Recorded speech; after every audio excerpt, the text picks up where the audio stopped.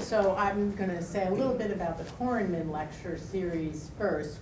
It is named for Joan Korenman, who was the founding director of the Women's Studies program, which was established in 1982 as a joint effort by Joan, Daphne Harrison from Africana Studies, and Angela Morjani from MLI.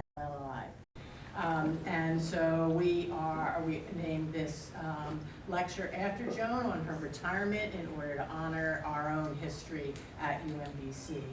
And before I introduce Emek, I also want to thank particularly Farzana Islam and Maria Sierri for all their work in making this event go well today. So thank you to them. So it's my honor to introduce my colleague and dear friend, Emek Ergun. Many of you know Emek from her decade of work at UMBC as an LLC graduate student and visiting faculty in GWST.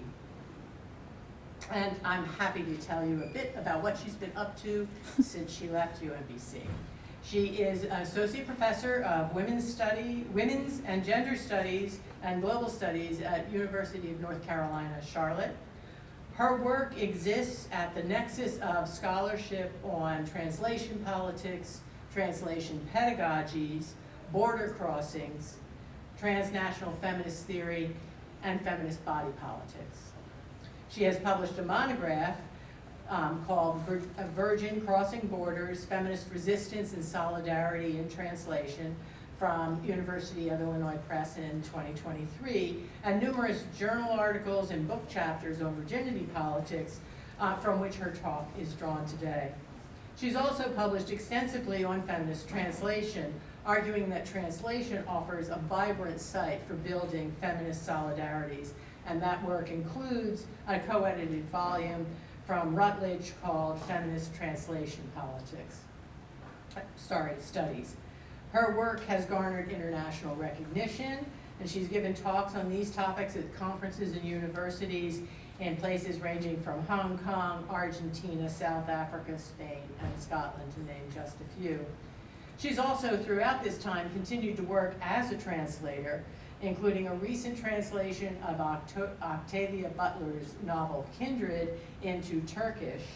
And this spring, as part of her activist work, she and Ruken Izik, another LLC graduate, translated the writings of Kurdish women politicians imprisoned by the Erdogan regime into English. And that book is titled The Purple Color of Kurdish Politics. Now, I first met Emek through her writings about the medicalization of virginity in Turkey when she submitted her application to the LLC program. I had been asked to review the application to decide if I could commit to serve as her dissertation advisor. Saying yes to that opportunity was one of the smartest decisions I've ever made. Since that fateful day, it has been a singular pleasure of my career to work with Emek and to watch her blossom into a first-rate scholar activist. And there is one final project, ongoing research project that Dr. Ergun participates in that I need to mention. After serving as my research assistant on the second and third editions of my co-edited volume, Feminist Theory and Local and Global Perspectives, she joined as a co-editor for the 5th edition, and we are currently working together on the 6th edition. Her contributions to this volume really have redoubled its ability to center transnational feminisms through the focus on translation and solidarities. And I cannot express how much of a joy it is for me to once again have the opportunity to work with such a sharp intellect and generous spirit. We are very fortunate to have her return to UMBC to present the Korenman Lecture. So please join me in welcoming Dr. Emek Ergun as she presents her talk titled Virginity in Translation, a feminist project of rewriting bodies across borders.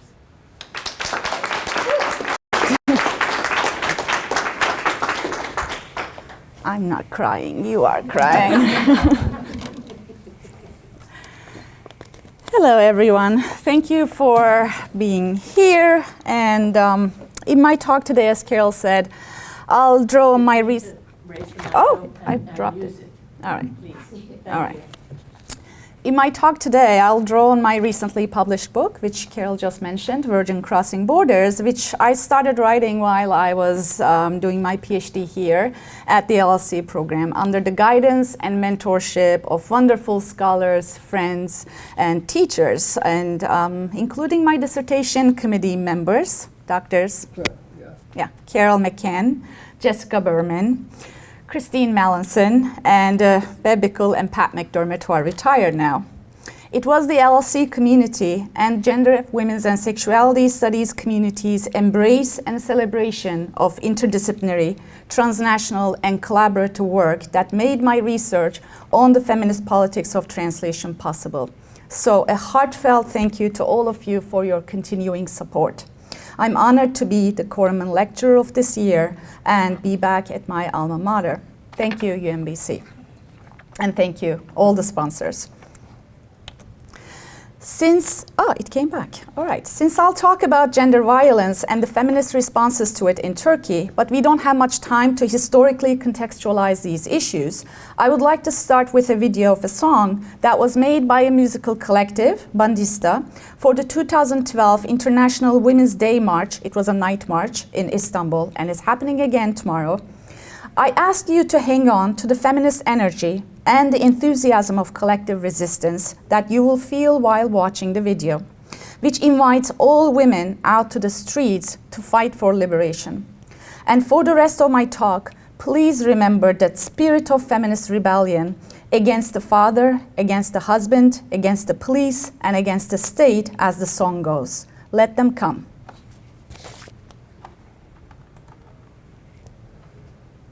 Oh, wait. All right, and how do, whoa. All right. Can we do this now?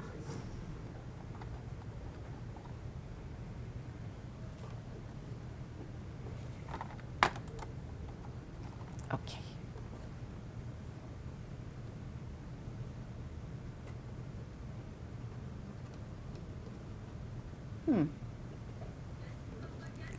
Here we go. Gelsin, polisiniz, devletiniz gelsin, gelsin. Bakanınız haklarımı versin, versin. Aman istemem üzeri kalsın. Ev işlerini Marslılar yapsın, yapsın. Yatıysam süpürge bana kalsın, kalsın. Olursa çocuk yaparım olsun, olsun. İstemezsem soyları kurusun. Kimmişim ben çekirdek aileyi, kırmışım kendi testimi. Bundan böyle ne bacı ne bayan, hayatta olmam ben adam. Cinayetinize sessiz kalmaz, kalmaz.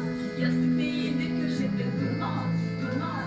Korkarsa yer içinde kalmaz, kalmaz. Tarih yazar figüran olmaz. Çevir dünyayı tersine dönsün, dönsün. Seni dövemez izini dönsün, dönsün. Kız kardeşlerin sesini duysun, duysun. Kadınlar sokaklara dökülsün. Bundan böyle duramam ben evde, sokağa özgürleşmeyi. Bundan böyle ne bacı ne bayan, hayatta olmam ben adam.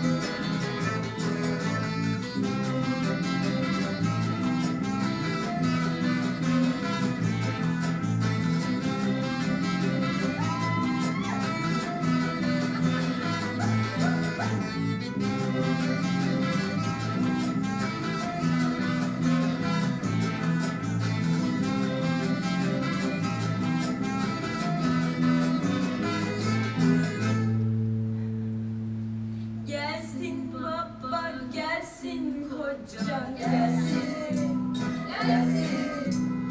Polisiniz, devletiniz gelsin, gelsin. Bakanınız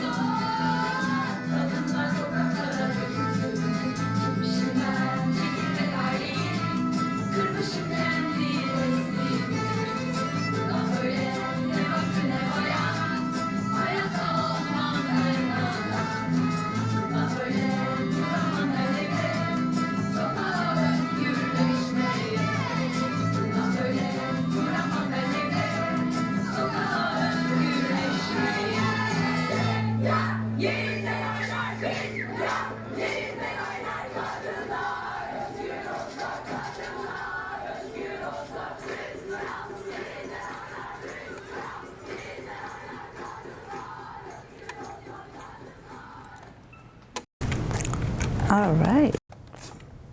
Okay. I did not translate, I did not translate the Turkish lyrics of the song for 3 reasons. First, I want you to feel the necessity of translation to be able to engage with feminist messages voiced in other languages, ones that you don't speak. Translation connects us across social-linguistic borders and is essential to the formation and operation of transnational movements.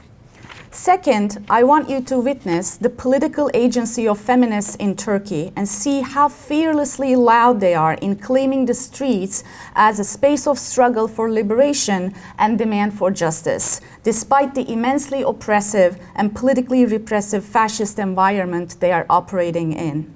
And finally, I wanted you to feel the subversive energy of the protest, which is not an uncommon sight in Turkey. So think of this song as an invitation to responsibly connect and engage with the traveling stories of some of those feminists from whom you will hear later today. The interpretive framework that you habitually use to make sense of Middle Eastern women's stories of gender violence might be a colonial one, perpetuating narratives of pitiful, oppressed Middle Eastern women waiting to be rescued by the Western forces. But I ask you to instead remember the video showcasing the long tradition of feminist rebellion, resistance, and resilience in Turkey. Before I continue, I also have a word of caution about the 3 main concepts of my talks: virginity, feminisms, and the West versus the East binary that is the foundation of Orientalist thinking and the geographic divide that we imagine and live the world through. I invite you to reconsider all these 3 formations as translational and transnational assemblages that are always being made and remade by competing, situated, and embodied agents across time and space. So they are neither singular, nor static, nor pure. And my work participates and intervenes in all these ongoing assemblages. Actually, one of the participants in my study, which I will explain in a bit, Müjgan, all the names are pseudonyms, by the way. Müjgan explained, for example, the collaborative transnational and translational making of virginity across time and space brilliantly when she said, "This and other similar books are particularly valuable and very necessary because they show us our history, how we have survived that history, and what we have been struggling against. Turkish Virgin constantly made me think of this, and this is the assemblage. Over so many years, issues like virginity have been passed on like a recipe from Avicenna, that's a Middle Eastern scholar, to the Pope, then to the Minister of Health right here. They have come to this day by systematically being nurtured by religions, patriarchies, nationalisms, and other similar conservative thought climates, which have closed ranks in ways that cannot be achieved in anything else. So this will not change in one stroke. However, although women among us lose their lives in the wheels of the system that grinds women, it is empowering to know what we are up against because that knowledge sheds light on our search for solutions." So that's what we are also doing here today. Let me fix this. It keeps falling down. Okay. Müjgan and the rest of the women you will hear from in the remaining of my talk are political agents, and we can learn important feminist lessons from them if they are translated, which is why I conceive and practice feminist translation as activism. Feminist translation is a transgressive practice where the translator uses language and rewrites subversive texts using non-heteropatriarchal language. Translating Hanne Blank's Virginity, Untouched History into Turkish was such an activist project for me. Virgin is a popular feminist book that rewrites the history of virginity by drawing particularly on the Western history, revealing the crucial role of Western medicine in idealizing, naturalizing, and normalizing women's bodies as objects of medical gaze, testing, and control.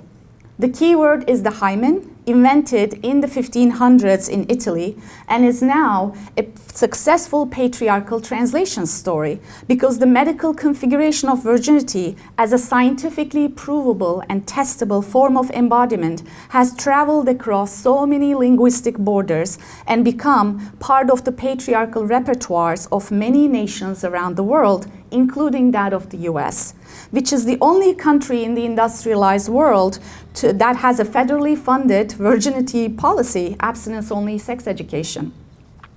Turkey, while not recognized as part of the West and typically categorized as part of the Middle East, has also incorporated this medical hymenal virginity ideology in its patriarchal repertoires to police and control women's bodies, sexualities, and reproductive capacities. I translated virgin because I believed in its potential to unsettle Turkey's virginity codes, which can get really deadly, as well as help build some political affinities between feminists across the colonial borders imagined and forged between the East and the West. And to this day, Virgin remains the only feminist book on virginity that's available in Turkish. No wonder it is in its 7th printing, meaning there's a continuing demand and a steady sales record for this book. And it is incorporated into almost every foundational feminist reading list. But when I was translating the book, while I was at UMBC, I was constantly asking myself the same question. Will the Western identity and the scope of the book cause any problems, disjunctures for Turkish-speaking readers? Could readers overcome the geopolitical labels and legacies that not only separate them from, but also pit them against this traveling Western book? So to help prevent such disjunctures and facilitate a connectionist mode of reading, I added a long introduction to the book where I discussed Turkey's own virginity history using the author's Blank's larger critical framework. This introduction, I hoped, provided readers with an analytical model on how to adapt Virgin's feminist critiques to their own locality. In doing so, it showed that the contents of the Western book were indeed very relevant for them and their political pursuits. The introduction, along with my non-sexist vocabulary choices, were all guided by my feminist translation agenda, which I fully disclosed in the same introduction. However, in order to understand whether those translation strategies actually made a political impact or not, I had to investigate the text reception. This is why in 2010, I did a research study in Istanbul with 22 feminist readers of the book who kept very long reading diaries, then participated in focus group discussions with other participants, and then did one-on-one interviews with me. Then, almost a decade later, I interviewed 17 of these same participants to explore the lingering impact of the book, and I will discuss the second part of the study in the later part of my talk. So, how did Turkish Virgin's feminist readers relate to a book that had been written for and about Western women? And what do their reading experiences teach us about the possibility of transnational feminist solidarities? The readers developed two key strategies to connect with this traveling book. First, they engaged in a comparative and complementary strategy by reading their own virginity realities into the text to compensate for its limited geographic focus.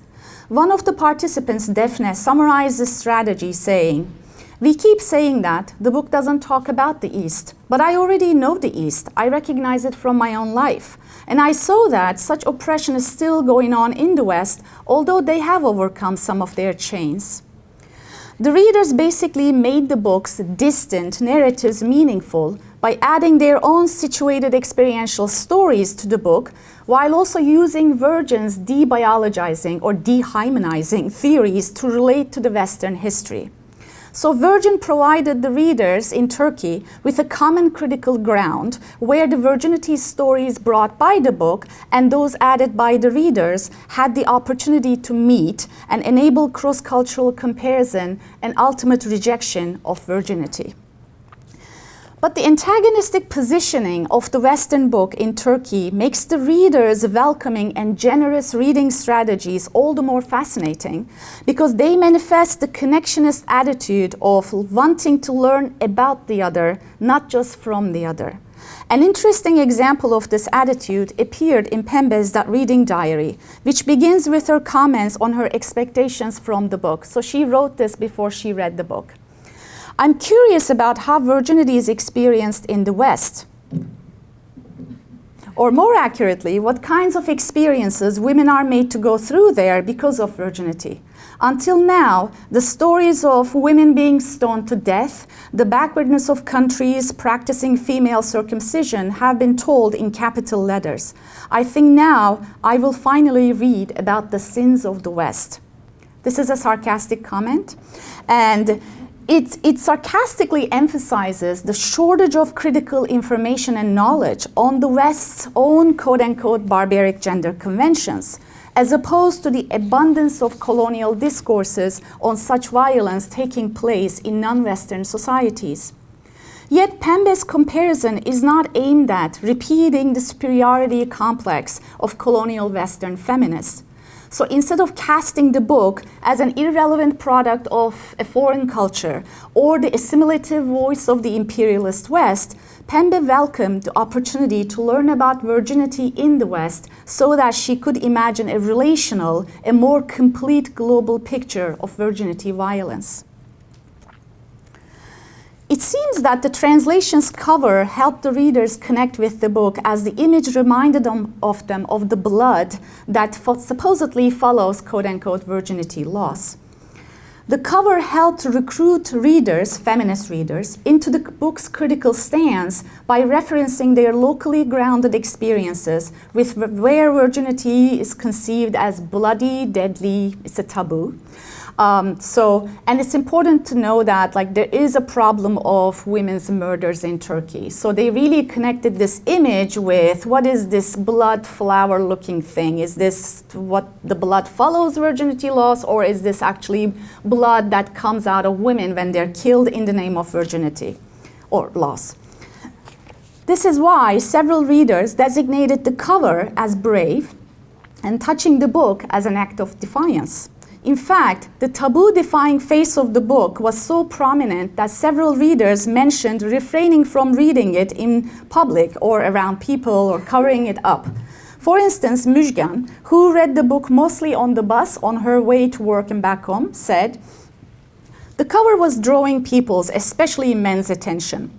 You know, a cover like that draws a lot of attention. So I was like, I can't deal with you right now. I'm very busy." And I put the book inside the diary. I was like, back off. I'm reading here the story of ages. I can't argue with you right now about the cover. You know what? I'm reading the history of what you have done to me. I mean, it's amazing how she's actually owning the traveling text and the Western history as her own history, because it is actually her history.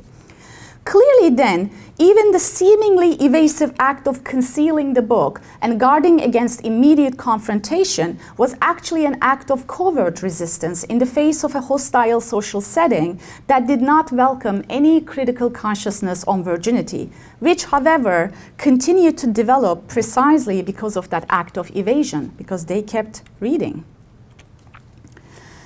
In its cross-border encounters, Virgin facilitated intense self-reflexive engagement with the reader. And it's a very embodied concept, right?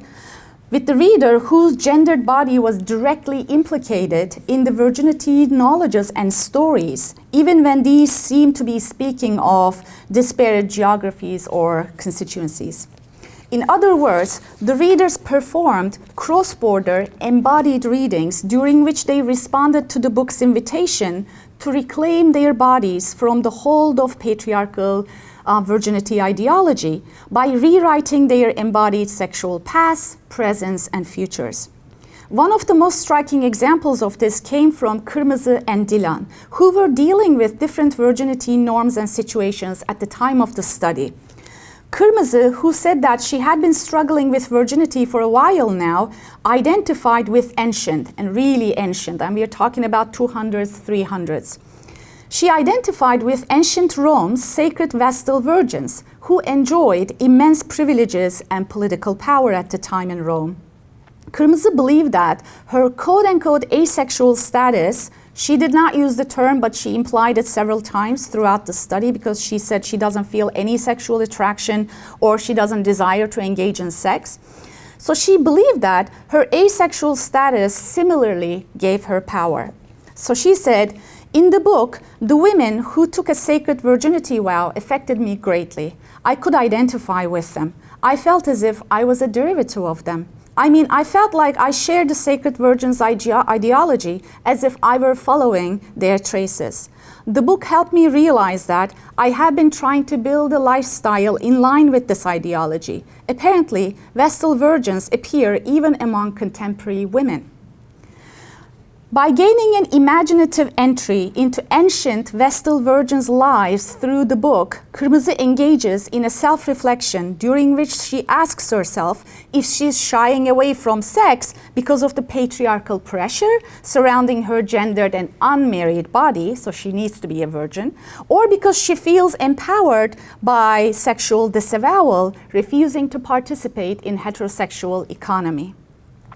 So it turns out that Virgin enabled not only the heterosexually active reader to feel at ease with her decision to have male-partnered sex, but also the sexually inactive reader to reconceive her sexual status outside the virginity discourse and feel at ease with her decision to refrain from sex. Okay. It's this one. Maybe. Oh, I'm using the wrong one.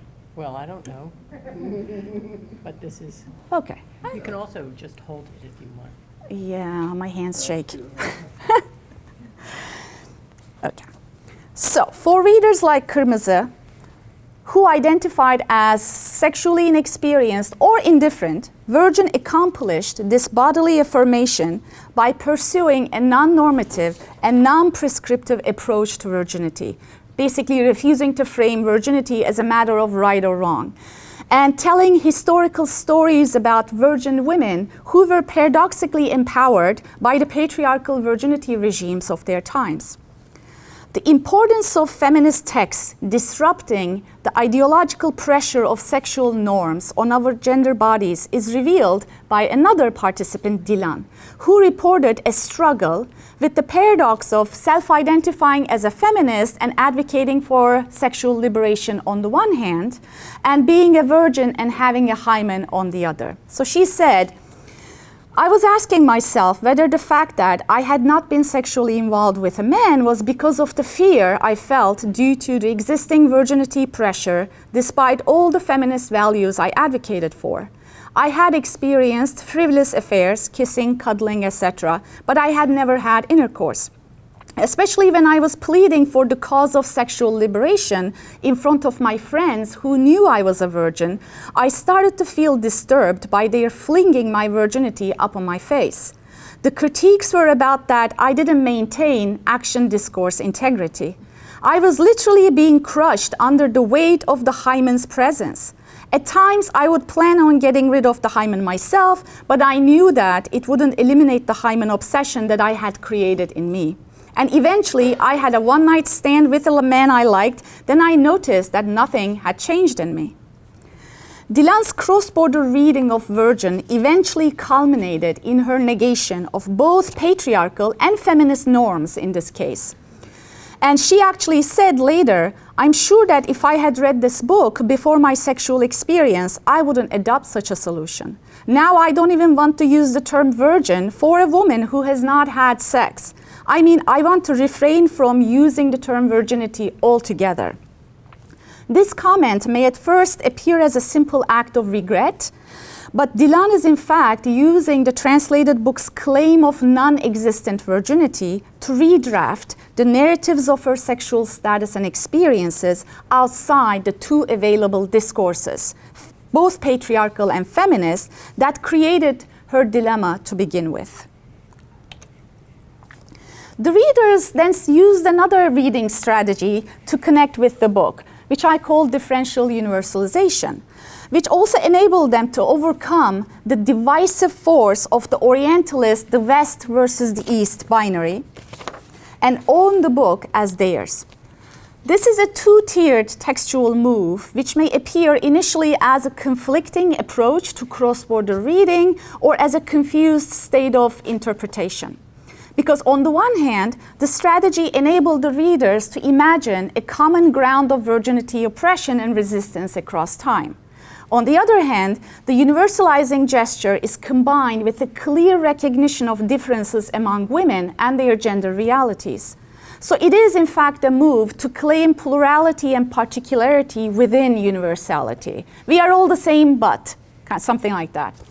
For instance, Leylak said to me in the interview, in the group we talked about how all these were so familiar and universal. We all agreed about that. When we think of the West, we assume that virginity is unimportant there, but a taboo here. But as we talked in the group, how common it all is in reality. As it turns out, virginity is as important there as it is here. This quotation illustrating the strategy is one among so many. All my participants constantly did this. And they could reach this claim of universality because ultimately the book interrupted their perception of virginity as a parochial issue that only affected people in Turkey or in the Middle East.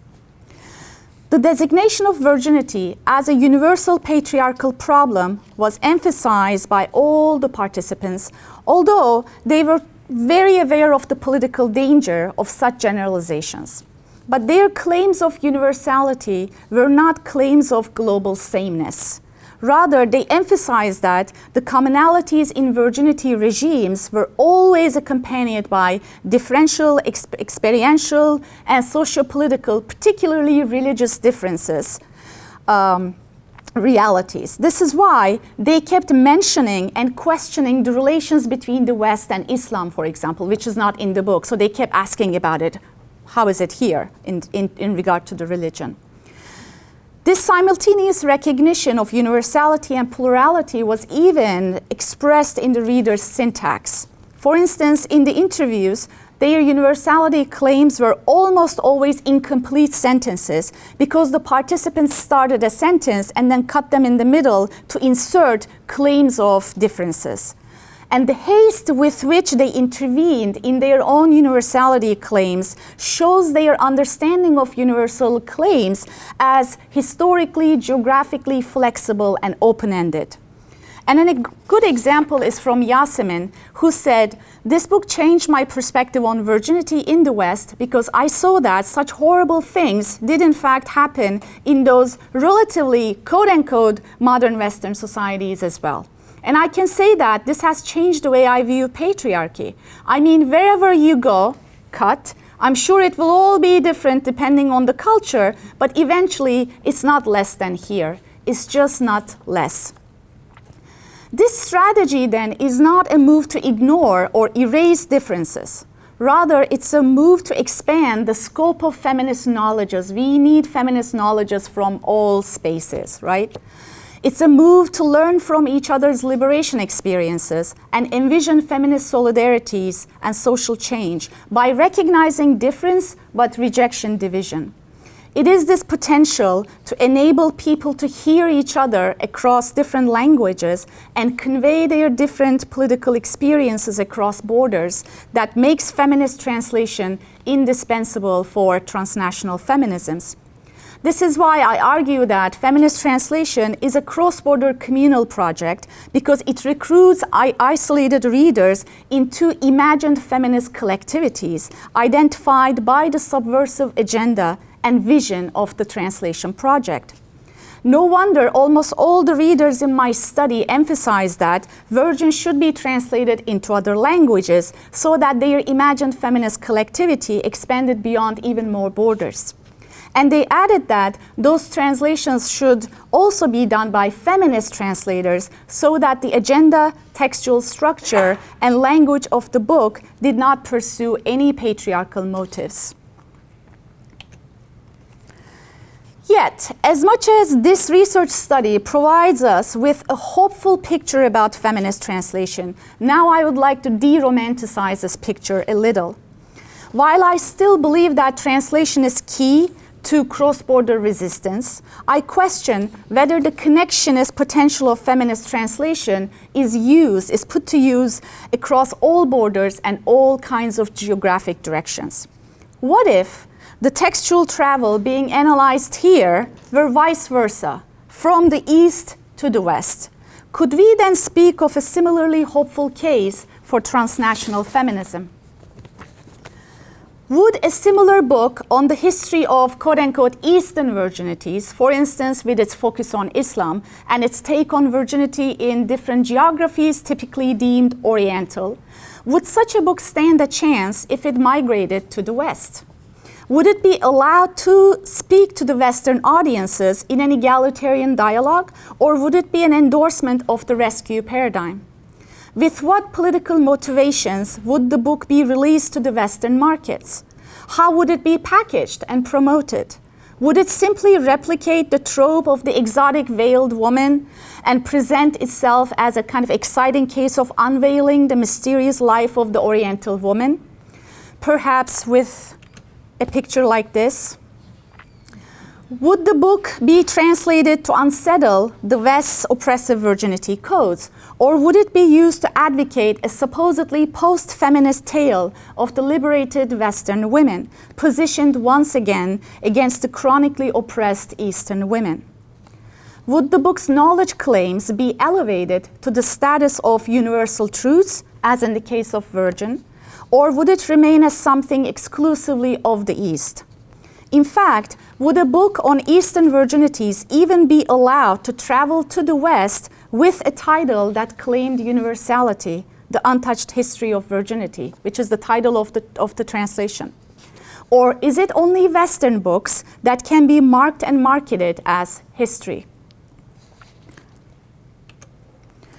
In order to further explore these questions, in 2018, I conducted another round of interviews with the same readers, and I asked them the same hypothetical question, not in this way, but the question in my mind was, would you expect silence, solidarity, or appropriation from Western feminists if Virgin's transatlantic travel happened the other way around? Interestingly, despite their dreams of transnational sisterhood, which in the context of Turkey's feminist movement is not a dirty word, sisterhood, because it's not charged with imperialist or essentialist motives. So, despite their dreams of sisterhood, the readers mostly articulated charity rather than solidarity as the probable interpretive scheme of Western feminists in their hypothetical encounters with that traveling book. These concerns of mutual ethical responsibility in cross-border feminist encounters raise important questions about trust as an essential aspect of transnational feminisms and highlight that cross-border trust is not a given, but rather needs to be earned. In fact, most of the participants discussed Orientalism as the dominant paradigm of Western perception, although I never used the word ever any time in my research. The participants constantly oscillated between the affects of trust and doubt. So their accounts provide crucial lessons on the making of transnational solidarities, particularly for us who are positioned in the US. That's why I would like to give you a couple of long citations. They're brilliant. So the question was, would you want that hypothetical book to be translated into English? And what kinds of responses do you think it would receive from feminists? So Selma said, I would want such a book to be translated to English very much, but I don't think books written in Turkish get to be translated into English that much. I also wonder if such a book's travel would generate any Orientalist reactions. I mean, would it further turn us into a victim? But their book was like that too. They didn't become victims in my eyes, but we could become victims in their eyes. I mean, this is a matter of violence, and violence is experienced everywhere. And women actually don't differ much from each other on that front. That's why I believe it should be translated, but there is definitely a hegemonic relationship there. So an Orientalist perspective would certainly emerge, like, oh my, look what kinds of horrible things happened there. They would act as if that violence was far from them, like such things never happened to them. They would perceive the book as if they never went through that history themselves. But then again, if they could get past that, the book could help establish commonalities. Regardless, I would want that book to be translated because such knowledge circulation is crucial. I want to believe in the idea of sisterhood. And I wish you could hear the way she said, I want to believe in the idea of sisterhood. There was a plea in the way she said it, right? And this comment rightly designates the current global hierarchy of knowledge production and circulation as one of the biggest problems of transnational feminisms, right? Our knowledges are not traveling the world across all directions. A common theme that emerged in the follow-up interviews was the expectation of pity from Western feminists. The readers, and several of them use this term, they use the phrase looking down on to describe this attitude.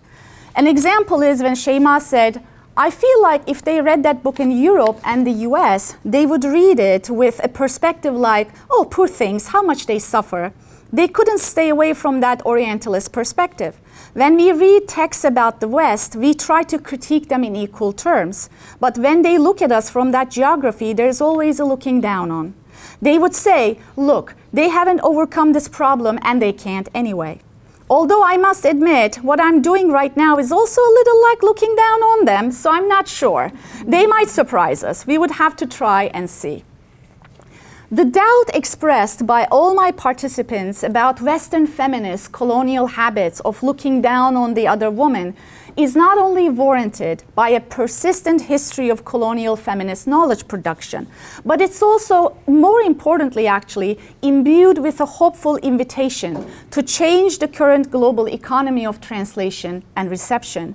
So these critiques are not intended to reclaim the oppositional walls of Orientalism and close off the chance of alliance building across borders. Rather, they are here to remind us of the possibility and necessity of building feminist solidarities across borders. So they're not just a testament to the presence of arrogant perception in Maria Lugones's terms, but they are also an appeal to a loving perception in her words, because in Şeyma's words, they might just surprise us. Indeed, there is another way to connect with one another, one that's not grounded in the missionary logic of colonialism, but we need to work hard for it. And as Aisha says, if that book were translated to English, it would be a text that went there from the Orient, and she uses the term Orient. And the stories would be more like the sins of the evil men of the East, while in reality, the conceptualization of masculinity is quite a universal thing. I mean, our men are bad. Okay, I accept that, but theirs are bad too. But because that would be a book produced here and translated to them, and because there's unfortunately a hierarchical relationship between the East and the West, I don't think the text would be embraced in the same way. Western feminists should question their feminisms because we need that kind of solidarity. We must mutually sustain each other. There's no situation where you can come and rescue me. If I rescue myself, you will rise from there. There's no other way. Beautiful, right?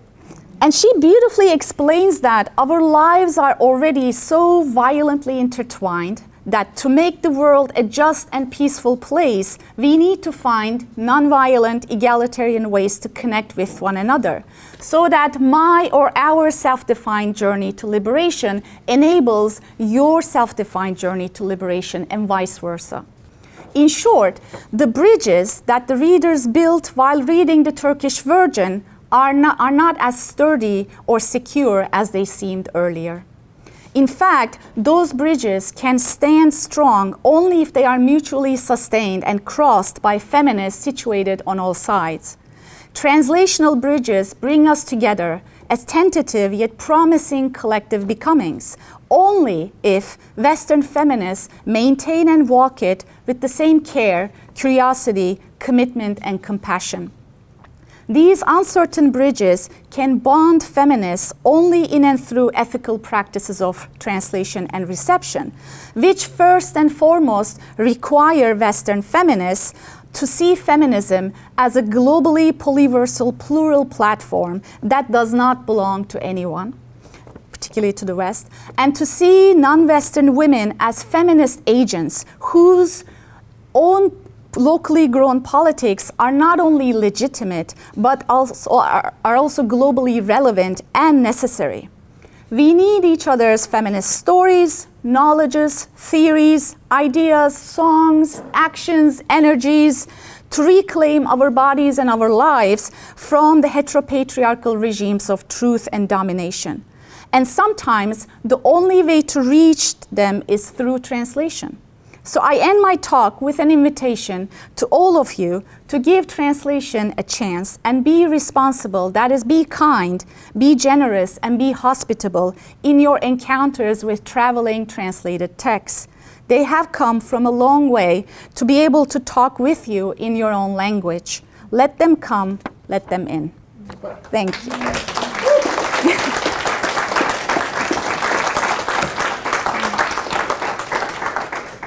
Now I can maybe hold it.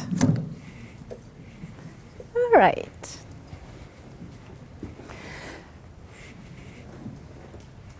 Thank you for having me. And yes.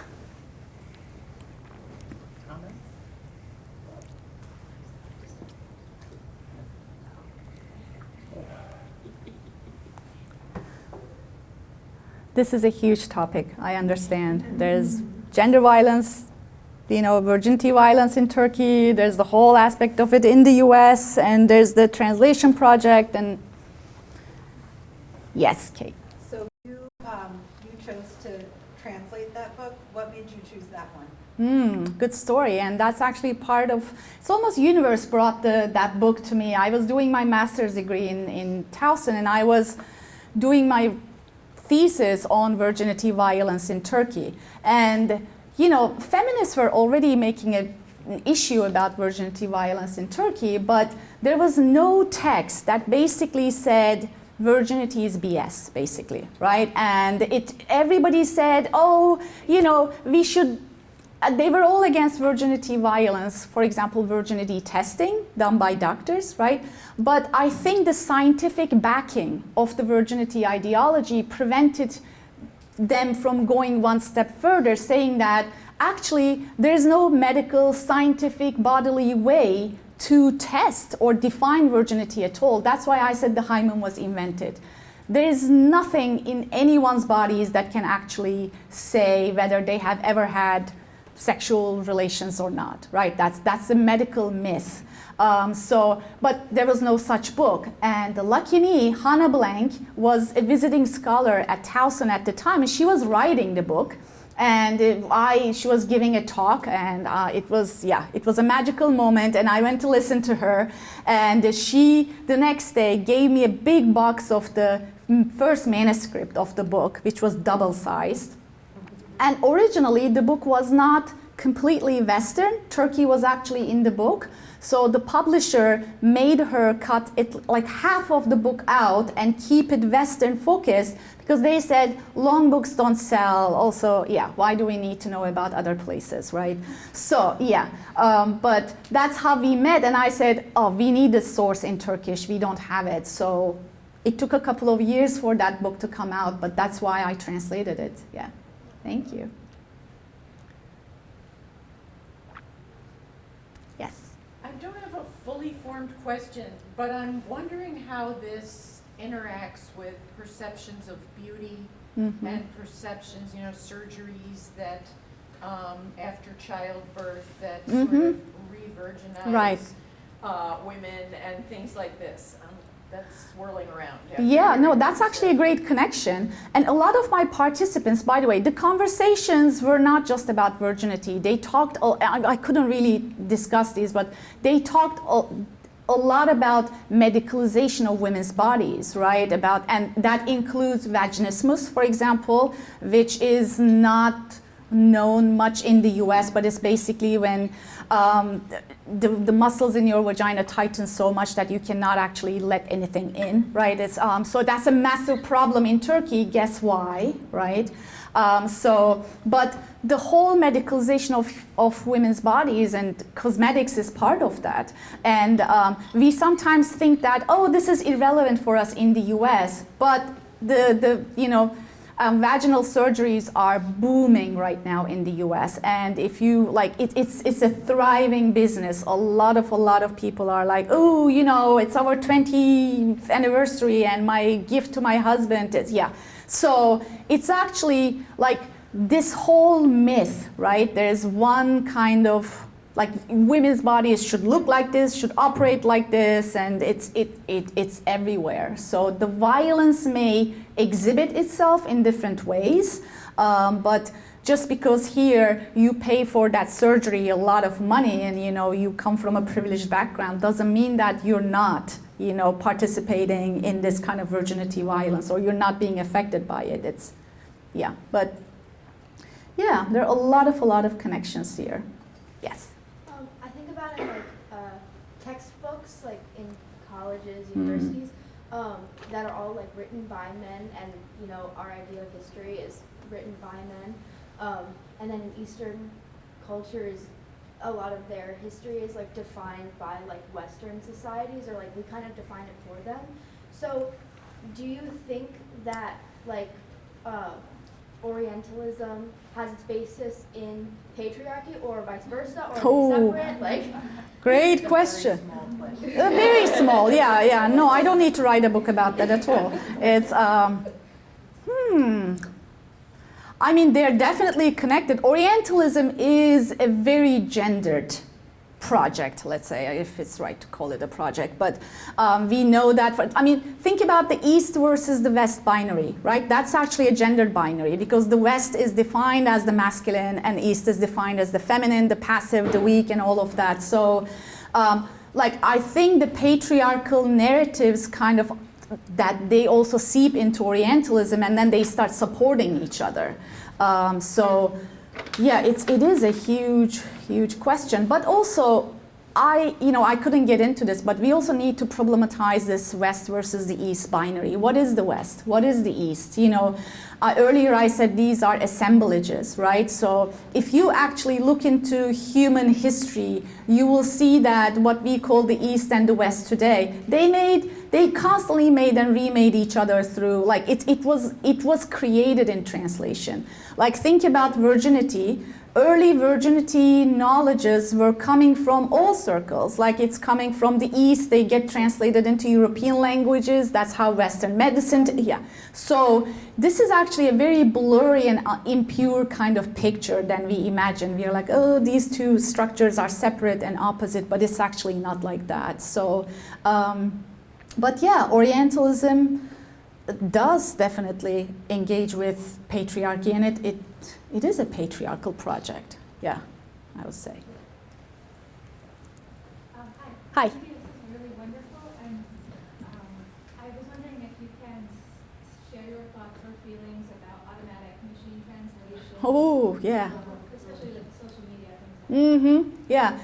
We had a conversation earlier with a group of students. It was amazing, and this topic came up there too. And again, if you want to, see, people think that there's no power or like politics when it comes to machines, right? We forget that we make the machines, right? So obviously there's a lot of gender issues in machine translation. There's a lot of kind of who is writing the codes, who is writing the programs. I'm not an expert on this, but there's actually growing scholarship on the relationship between machine translation and how it supports existing structures of power. And feminists, for example, are kind of trying to intervene in that as well. This is why we need more feminists, in every field, right? It's so that they can actually come in and say, wait a second, you write something in Google, for example, and it delivers like who is the generic gender, who is the, it immediately automatically translates as masculine and all of that. So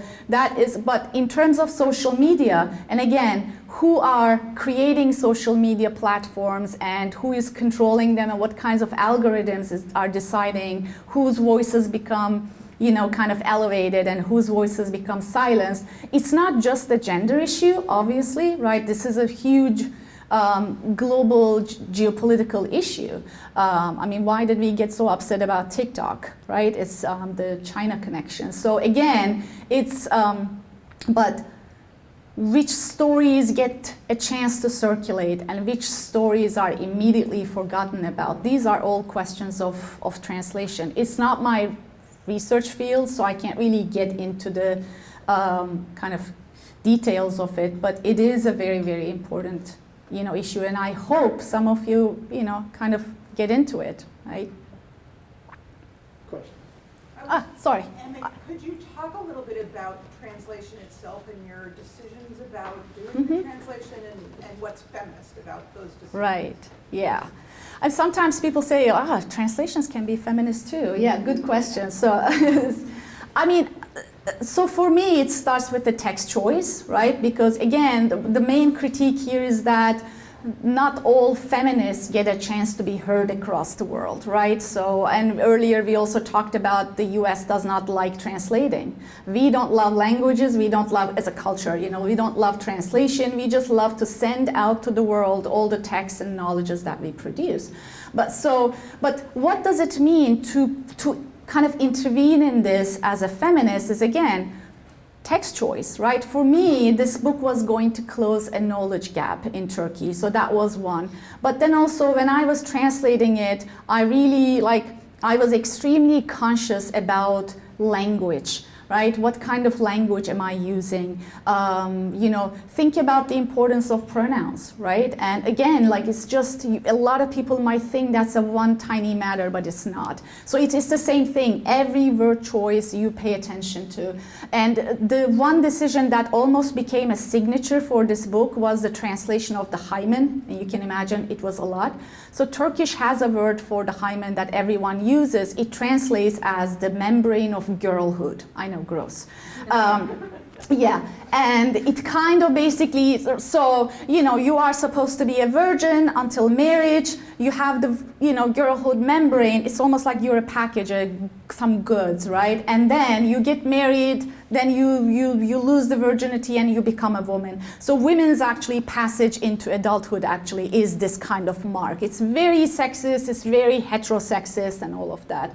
So I was not going to use that word, right? And I said, okay, what do I say? So I used hymen, which is quite a foreign word. Other than doctors, nobody I met ever knew what that term meant.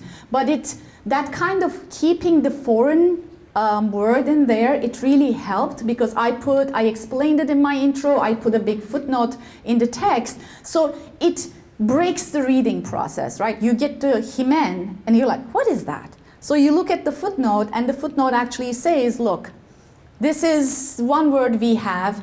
It kind of sounds neutral as much as you can get neutral in regard to the virginity ideology, but at least it's not as blatantly sexist and heterosexist as the other one. So that kind of, and a lot of feminists started using the term. It's actually got into the language more, although they find it bizarre. So I think one unexpected result of this was nobody likes saying hymen in Turkish, and sometimes they call it hymen, which sounds like that, you know, the comic character, remember? And they start laughing, and so it's almost like the word I proposed is neutral, but so that nobody wants to say anything anymore, which is what I want. I don't want any word for the hymen, any word, let it disappear from language, right? So that I didn't expect, but yeah. So there was that. I added the long introduction to the text, and you work very closely. Like it really is a communal project in feminist translation. I got immense support from the feminist community. When do translators give interviews? I gave so many interviews after this book that I was shocked. Like, who wants to talk to a translator, right? But when you do this kind of work, I think you become not that, because we usually don't think of translators as, and they're not anyone, right? They're supposed to be invisible in the text. And I think like the media said, oh, she is here, she is in this book, and let's hear what she, like I had something to say as well. So I think all of this made the project feminist, but there's no recipe for it. Yes. So thank you for a really, really amazing talk. I find it fascinating that in the Hanne book, the publisher decided to get rid of the section on Turkey. And it's, you know, it's bringing up questions for me about kind of the role of kind of capitalism, right? Yeah. And its connection to all of these circulations and Right. what's allowed to translate in any direction. And I was wondering if you wanted to. Yeah, and you know, again, earlier we talked briefly about this and saying that sometimes publishers in the US, and many of them are global publishers, when people criticize them saying, you don't publish as many translations, right? I mean, if you look at translation statistics of other countries, usually translations are more, like in numbers, than quote-unquote original works. So in the US, it's the opposite. UNESCO actually has impressive statistics about this. You can go and look how much the US translates. But if you critique the publishers, they say, oh, the audience doesn't want it. So they always blame the market, that there's no demand. So, I mean, in some ways, the culture is not created, right? We are not usually encouraged to read stories, good stories about other places and engage with, no, right? The US translates very strategically when the translation will serve its kind of political missions, right? As I said earlier, like when the US has something going on in the Middle East, and it always does, like, oh, let's invade Afghanistan. Oh, how can we support this project? Let's bring in, and Iraq, let's bring in lots of sad women's stories from the Middle East. And suddenly, like, there's a huge sudden increase in translation. Like you can see, these are political projects, you know. But it is also capitalism, right? Their concern is about making money from what sells, what doesn't. I don't know all the details about how Hanne's Blank's book was cut. I know that Turkey was not a section. But there was a lot of mentions of other places and everything. All of them cut out because I read the original work, and it was hundreds of pages. It was not just a bit of information cut out. And when I asked her, she said, oh, they told me, you know, long books don't sell. So, and this was supposed to be a popular history. It's not an academic book. So, but yeah, I mean, other countries are publishing so much, and people are buying those books. And it's not, you know, there's no kind of bias against translation, right? And I think we need to intervene in this cultural bias against translation. I don't know if I answered your question, but. I was really interested in the responses you got from your participants after having read the translation in Turkey. And I was especially somewhat surprised by like how often you got this response of like noticing a universality. I think you used the phrase like plurality with universality, or universality not meaning sameness. And this is something that I think has been a big critique within Western feminism, particularly of white feminism, of this, like the need to be intersectional and transnational being sort of moving away from any concept of a universality to patriarchy, which seemed on the, if you will, like other side of the East-West binary to be useful for them. I wonder if you had any more insights on how they saw that after having read it. I mean, they were definitely aware of the fact that when we typically get universal feminist claims, it comes from the West, right? And how like Western realities are usually generalized to all of the world. They were aware of them, but they still, I think, like all of them could not help it, I think, seeing how deeply ingrained this virginity violence has been across Western history, which is huge, by the way. I mean, you have ancient Greece in it, Christianity, US, Europe, it's massive. So when they saw that, Like this thing that they thought only affected them has such a long history and is still present. They immediately jump to that. Yeah, we can talk about universal, not experiences. I think that's the key. We can talk about universal issues, but we can also recognize how people experience these universal issues differently, or sometimes these universal issues, again, come out and appear in different forms. So it might be the cosmetic surgery in one place, it might be honor killings in another. These names are not innocent, but so it becomes systemic rape in another context. So, but regardless, I think the issue is quite universal. And recently there is this move. I think feminists we kind of talked about differences. We have been kind of constantly talking about differences so much because that's always homogenized, right? Saying we are different, we are different, we are different. I think now we are kind of getting into we are different, but we have a lot in common. Like kind of like the differences are not to prevent us from getting together. So Judith Butler actually has kind of started talking about this, like universality doesn't have to be this kind of closed, static thing. Universality can be experienced and imagined as a flexible kind of structure that can have differences in it. So, yeah. Rachel. I think building on what you just said, and your comment earlier about the importance of choosing just the right word and how important language is, what really resonated with me was the way that you talked about the bridge that translation creates, and particularly in that activist capacity for translation, that tension between doubt and hope. And that's just so beautiful to see, right? It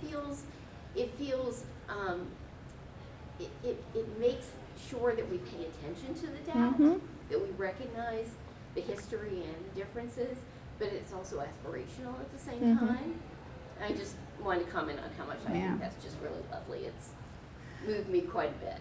I honestly, Rachel, was not expecting that when I went back for the second round of interviews, I wasn't expecting that they were going to raise so much doubt about Western feminists, and and it kind of made me sad too, right? Constantly hearing from them that they, they don't really trust necessarily Western feminists. But that's why I'm saying, but it's still, there's so much hope in there because they're not building walls around them. They're actually telling us, do better, get better, right? And I think I love this translation work precisely for that. It keeps my hope alive. Like when I translate, it's a different kind of connectivity, but when I read translation, right, it's a different kind of connection to other people. And so, yeah, translate, get translated, read translations, and it's good.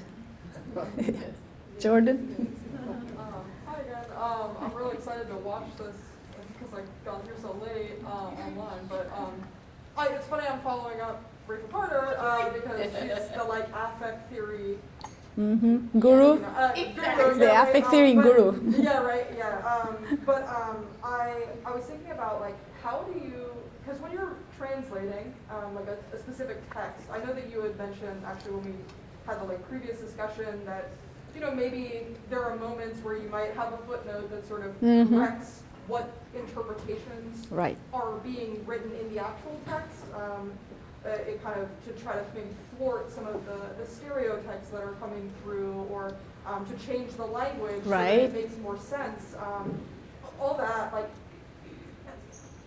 also your comment about the beautification and that kind of stuff also made me think about so much of the virginity, the universality of it. I think also about intersex, babies who are immediately mutilated right upon birth, people who get got the husband stitch with it, without their knowledge. There are all these other moments and histories, and they're all connected to these different particular but also interwoven feminist struggles. Like, Right. I think about disability feminism, I think about black feminism and colonial Yeah. feminists and trans feminists and intersex feminists. And Mm-hmm. so thinking about all that together, how do you, yeah, like a footnote's great, right? But like Right. when the text feels like maybe it limits some of what you want to say, Mhm. how do you deal with the emotional aspect of that? Oh, Like the great anger, question. Yeah. the grief at like having to, Yeah. you're like trying to communicate what someone else has communicated, Mm-hmm. but then there's also so much more that maybe you Right. are experiencing as you're having to do Yeah. that process. How do you kind of cope with I mean, that? what this question actually is amazing because you're recognizing that the translator is a human being, right? And they have ideas and they have emotions. Right. Yeah. Oh, yeah. Yeah. There's also that. But it's a great question, and you're right. It's so feminist translation is done in so many different ways. Like, you know, there are translators who actually take a very patriarchal text and rewrite it in a feminist language, right? And people make issues with it, but the translator is completely open about it. Like, I think we need to remember that there's no neutral translation, right? First of all, that every translator translates from some kind of ideological background. When you are conscious of the work from a feminist perspective, you kind of take the work to that direction. But there were some moments in this book when I was like, you know, like, is this Orientalist? Is this a bit of a, like, Hanne blank? Maybe because of the way they cut the text. Some examples about other places are kept in, and it can lead to colonial readings. I still kept them, and I actually did not say anything about it in footnotes. And I said, this is on the reader. Like, that was not the immediate, and actually nobody read those examples from a colonial lens in Turkey, for example, but still.